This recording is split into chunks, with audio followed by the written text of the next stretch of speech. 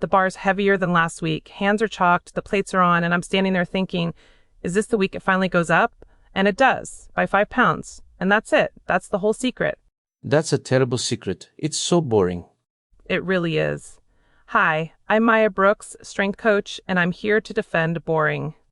Oliver Hart. Exercise physiologist by training, professional skeptic by disposition. I've read the studies so you don't have to, and also so I can tell you when the studies are not as impressive as the press release suggests. And I'm Theo Sanders. I've been lifting since before some of our listeners were born, and I've watched about 30 years of fitness trends come and go. Spoiler, the barbell is still there. Welcome to Strong Evidence. Every week we take one idea from the strength and fitness world, run it through the research, run it through real coaching experience, and tell you what's actually worth your time. And what is very much not worth your time. That will also be a recurring feature. Probably a longer segment, knowing us. Episode 1. We're starting with the foundation, progressive overload. Because if you don't understand this, nothing else we ever talk about on this show will make full sense. It's the engine underneath everything. And if you do understand it, you might be slightly annoyed by 90% of fitness marketing for the rest of your life. Fair warning. Genuinely, once you see it, you can't unsee it. So let's start with the actual definition. Oliver, give us the textbook version. Right. Progressive overload is the principle that in order for muscle, connective tissue, or the cardiovascular system to adapt, it must be subjected to a demand greater than it is accustomed to. You stress the system beyond its current capacity, it recovers, it adapts upward, and now that same stress is no longer sufficient, so you must increase the demand again. Repeat indefinitely. Which sounds very clinical when you say it like that, but I remember the first time somebody explained it to me. I was maybe 19, training at a pretty rough gym in Ohio. And the guy who ran the place just said, "You gotta do a little more than you did last time, son." That was it. That was the whole lecture. And he wasn't wrong. He was absolutely not wrong. The concept itself is ancient, really. The story most coaches reach for is Milo of Croton, a Greek wrestler, supposedly 6th century BCE, who allegedly carried a calf every day, and as the calf grew into a bull, Milo grew proportionally stronger. Now, obviously, that's mythology. Obviously. But it's a near-perfect conceptual illustration of what we're talking about. The load increases incrementally and continuously. The body adapts to keep pace. I love that the principle is 2,500 years old, and the fitness industry still manages to obscure it. That is a spectacular grift when you think about it. The modern scientific framing really takes shape in the mid-20th century. Hans Selye's General Adaptation Syndrome, published in the 1930s and 40s, laid the physiological groundwork, stress, adaptation, supercompensation. And then Thomas Delorme, an American physician working with injured soldiers after World War II, formalized resistance training progressions in a way that directly influences how we program today. His work in the late 40s, there's a landmark paper from around 1948, essentially described what we'd recognize as a progressive loading protocol. And this is military rehab work, right? He's not writing for bodybuilders. Exactly. He's trying to get damaged legs functional again. And in doing so, he establishes that you can systematically rebuild strength by incrementally increasing resistance over time. That's the lineage. And then we spend the next 80 years making it complicated. Okay, so let's get to the myth busting, because this is where it gets fun. Oliver, muscle confusion. Tell them. Right. So, muscle confusion, as a marketing concept, was popularized heavily in the early 2000s, most famously by the Beachbody program P90X, which launched around 2004. The pitch is essentially, if you constantly vary your exercises, your muscles never adapt, so they're always working harder. You're confusing them. And it sold spectacularly. Spectacularly. Beachbody reportedly did hundreds of millions of dollars in revenue off that concept. And look, the program worked for some people, because any structured program where you're moving consistently is better than nothing. But the core premise, that muscle confusion drives superior adaptation, that doesn't have strong mechanistic support. Muscles don't have a nervous system that gets bored. They respond to tension, to metabolic stress, to mechanical damage. What they respond to most reliably is progressive overload. The research on exercise variation is genuinely nuanced. Some variety has benefits for motor skill, injury prevention, long-term adherence. But the specific claim that you need to constantly surprise your muscles to keep them growing, the effect size on that compared to simply adding load over time is not impressive. I'll put it in coaching terms. I've seen beginners make extraordinary progress on the same 5 exercises for a year. I've seen people switch programs every 3 weeks for 2 years and wonder why they look exactly the same. Because they never got good enough at anything to actually push it. Right. You spend the first 2 weeks of any program in a learning curve. Your nervous system is figuring out the movement. Week 3 and 4 are when you actually start loading it properly. If you leave at week 3, you've done the overhead costs without collecting the dividend. And there is a study. I'm drawing on a meta-analysis on resistance training variation published around 2018-2019. The takeaway was roughly that variation in exercise selection has a modest positive effect on hypertrophy, but it is nowhere near the primary driver. Volume and progressive overload are the primary drivers. Variation is a supporting character.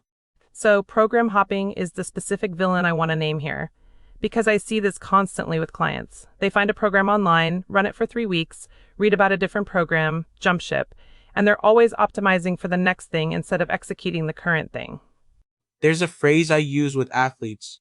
Trust the boring. It sounds like an insult, but they end up putting it on their gym bags.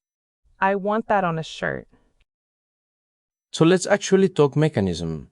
Because add weight and grow sounds simple, but there are a few things worth understanding about why overload produces adaptation, what's actually happening at the tissue level.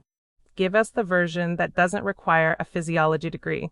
Right. So when you stress muscle tissue beyond its current capacity, you're creating mechanical tension in the muscle fibers, particularly in the myofibrils, which are the contractile units. That tension triggers a signaling cascade, most famously involving mTOR, the mechanistic target of rapamycin, which upregulates muscle protein synthesis. You're essentially telling the cell, build more contractile machinery. And satellite cells come in. Satellite cells, yes, muscle stem cells that donate nuclei to muscle fibers, which allows those fibers to grow larger. Hypertrophy at its core is more protein, more nuclei, bigger fibers. And the signal to do all that is, this was harder than we were built for. Which is why training easy, staying in your comfort zone, is physiologically quite literally doing nothing. Your body has no reason to change. Homeostasis is the enemy of gains. Your body wants to be exactly as capable as it needs to be and not one bit more. You have to force the argument. And that argument has to be repeated and escalated over time. A weight that was hard 6 months ago, if you've been training consistently, is no longer providing sufficient stimulus. The adaptation has occurred. You need a new argument. I remember hitting a deadlift plateau around my early 30s, stuck at the same weight for maybe 3 months. And I finally sat down and actually looked at my training log, and I hadn't added a single pound in 12 weeks. I thought I was working hard. I was working consistently, but I wasn't overloading. Consistency is necessary but not sufficient. That's such an important distinction. And it was humbling, because I thought I knew what I was doing. I've been training for over a decade at that point. It's an incredibly easy thing to drift into. The session feels hard. You're sweating, you're tired, you feel like you worked. But if the numbers aren't moving in any direction, weight, reps, sets, the stimulus isn't increasing. Okay, so let's make this practical. Because I promised at the top that we'd land on something you can actually do in your next session. What does progressive overload look like in practice? Because I think people hear add weight and they immediately think linear progression, add 5 pounds every session forever, and then they get confused when that stops working. Which it will. Fairly quickly, actually, for anyone past the genuine beginner stage. Right? So let's talk about the different levers. Because weight is one lever, but it's not the only one. The primary variables you can manipulate: load, the actual weight on the bar; volume, how many total sets and reps; density, how much work you do in a given time, which means shortening rest periods; range of motion in some contexts; and technique. Moving from a sloppy rep to a controlled one with the same weight is actually a form of overload because you're increasing the demand on the target tissue. I'll add one more: proximity to failure. If you were doing 3 reps in reserve last month, and this month you're doing 1 rep in reserve at the same weight, that's a meaningful increase in stimulus. You haven't added a pound, but you've overloaded the system. That took me years to appreciate. I was always focused on the number on the bar, not on how hard the set actually was. And that's where a lot of intermediate and advanced lifters find room they didn't know they had. The load is stuck, but effort has been undershooting. So for a beginner, and I mean someone in their first 6 months of structured training, linear progression is genuinely the best tool. You add weight to the bar as often as you can, session to session or week to week. Programs like Starting Strength or Strong Lifts have been around for decades for a reason. The beginner adaptation is largely neurological, which is why the gains feel almost magical early on. You haven't built much new muscle in the first 8 weeks. You've learned to recruit what you already have more efficiently. The weight goes up fast. Then biology has to do the actual building and it slows down. I tell new lifters, cherish this phase. The gains will never come this fast again. Do not waste it chasing variety. Pick a simple program and execute it. For intermediate lifters, maybe 6 months to a few years of consistent training, you might progress week to week rather than session to session, or you're using wave loading, where you back off slightly and then push past the previous peak. That's where something like 531 by Jim Wendler comes in. It's built around a 4-week wave that ensures you're setting rep records at the end of each cycle. Wendler first published that around 2009. It's had enormous staying power because the underlying logic is sound. You're building in structured overload rather than hoping it happens. And it accounts for the fact that you're not a machine. Some weeks you're tired, stressed, underslept. A rigid add 5 pounds or fail model doesn't survive contact with a real human life. Which brings me to the thing I actually want everyone to do after this episode. Track one thing, one metric, one number that you're going to deliberately try to beat next session. One. Not a spreadsheet, not an app with 17 dashboards. Pick your main movement, your squat, your bench, your deadlift, your overhead press, whatever it is, and write down the weight and the reps you did today. Then next session, try to beat it by any meaningful margin. A notebook. A literal paper notebook. I've been using one for years and I find it oddly satisfying.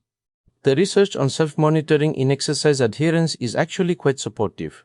There's a reasonable body of evidence suggesting that tracking behavior increases the behavior. And in this context, if you can see last week's numbers, you have a concrete target.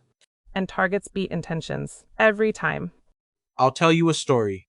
Around 2012, I was coaching a woman, mid-40s, brand new to lifting, certain she would never be strong. We tracked one thing, her goblet squat. Every session, weight and reps, in a little notebook she kept in her gym bag. 8 months later, she was hitting weights she told me were impossible for her in week 1. And she didn't change the exercise. She didn't confuse her muscles. She just added a little, over and over. That's the whole show, honestly. We could have saved everyone some time. 8 months of boring consistency. The fitness industry's worst nightmare. One thing I want to be clear about before we wrap, progressive overload doesn't mean destroying yourself every session. It doesn't mean training to failure every set, grinding reps, leaving everything on the platform every time you walk in. That's actually an important caveat.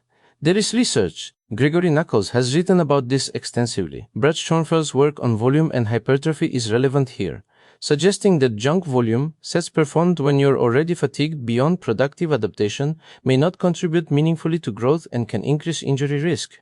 The goal is to do enough to trigger adaptation, recover from it, and come back and do a little more. That's the cycle. If you're so wrecked you can't train for 4 days, you probably overdid it. I had to learn that lesson in my 40s. The hard way. Most of us do. All right, let me close the loop. Strong Evidence, Episode 1. What we actually know about progressive overload.